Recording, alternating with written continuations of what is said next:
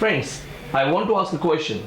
If you are a lover with your lady in the garden, and what if a fly comes, a bee, and it stings your beloved, sucks her blood, and she's in pain? What will you do? So, well, we are in India, Bollywood, and you'll start chasing that bee and you'll just kill it.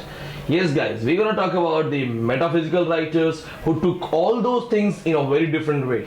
Guys, the Elizabethan age, which was having conventional poetry by Philip Sidney, Spenser, Shakespeare, Marlowe, and many other singers. Because if you remember, there was a question of net that which age is also called the nest of singing birds. It's Elizabethan. In Elizabethans, a group of writers emerged which was totally different and did not follow the classical standard. Yes, we're gonna talk about the most important metaphysical writers. Yes, friends, when I said we're gonna talk about the most important metaphysical writers, I started doing some kind of different accent which is not familiar. Yes, the same thing happened in Elizabethan. A group of writers emerged and they started discussing very different things with different point of views and different perceptions. Here I'm talking about the famous work of Flea, where what happens, the lovers are in that garden, a flea comes, a bee that comes, it stings and sucks the blood of the lady, then it goes to the boy, it stings him also and sucks the blood of the boy.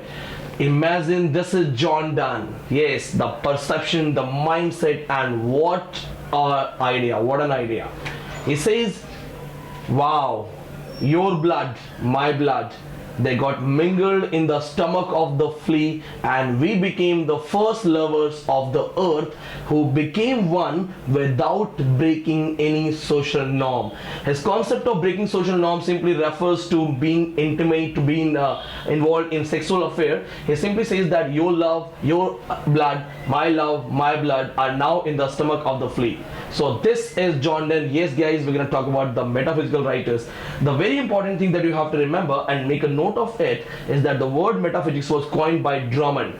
Then the metaphysical school of poetry, the group was coined by Dr. Samuel Johnson, and the one who said that John Donne affects metaphysics, it is Dryden. He said that Donne was first in certain things and he affects metaphysics. So I've given you a few answers. Now remember this thing, that metaphysicals were the men of learning, and to show their learning was their whole endeavor. One of the best quotations by Walter Scott. Here I'm going to talk about the most important poetry written by John Donne, and as it's a special video, I must tell you that UGC NET has a standard, and moreover you must know how to involve theories in literary work. We're gonna talk about On His Mistress Going to Bed, and we're gonna discuss the post-colonial analysis of the poetry. So today's topic is post-colonial analysis of the famous work of John Donne, On His Mistress Going to Bed. In this famous work, once it was hated, mostly hated by all the elite class and aristocrats. They said it is vulgar, it's sensuous, and it talks about those seductive and elements and references. In short, all the good people with the tags, they rejected the poetry. But now, as we have started exploring John Donne and other writers from all the point of view, guys, this work is just awesome, and this is the reason because why I'm picking this up. It's very important for any exam, in fact the UGC and everything. So the first thing is that lover and beloved, they are in the chamber, and as I told you that there are a lot of sensuous images and all. I'm going to tell the few ones.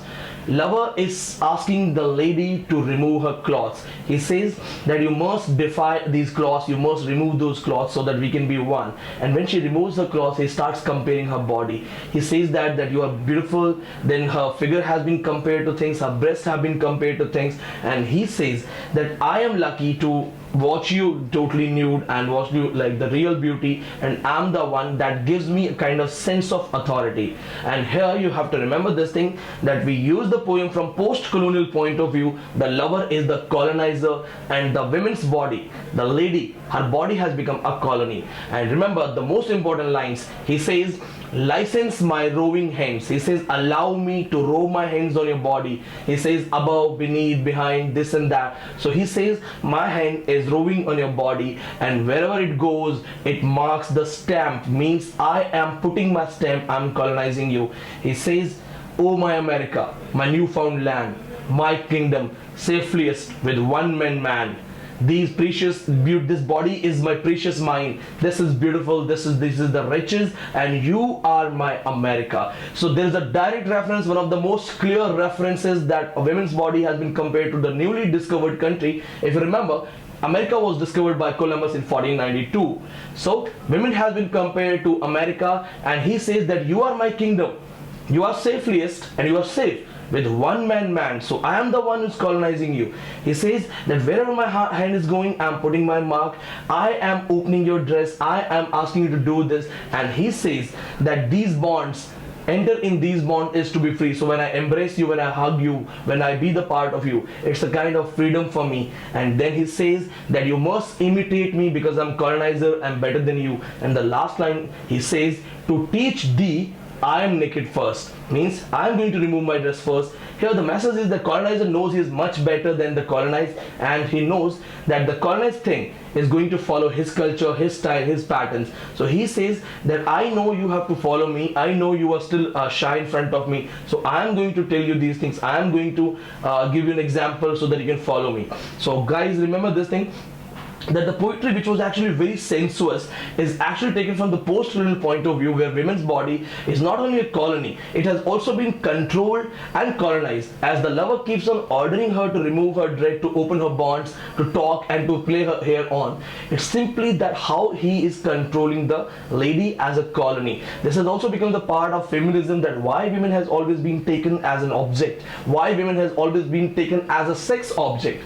If you talk about the question paper of 2014 June, there was a question of Laura Mulvey, her book Visual Pleasures in Narrative Cinema. Yes, why the women in cinema, in movies, they have been portrayed as a sex object or somebody who stands for glamour. Like if you just remember, earlier women, they were used for their beautiful faces, for being heroine, for being kidnapped, and now all the modern heroines, they are used for their bikini scenes, and all, you know, in maximum cases, the introduction of those heroines, the entry of those heroines is through pond, through ocean, or through, you know, some kind of water showing the, you know, carved body and all. So how a woman has been converted into a sex object, that is the most important thing. And once Sigmund Freud also read it and called it scopophilia. What scopophilia is, Laura Mulvey calls it male gaze. Like male, they look at you, they derive pleasure by on looking at the body of a woman. So this is the concept. I believe you will enjoy the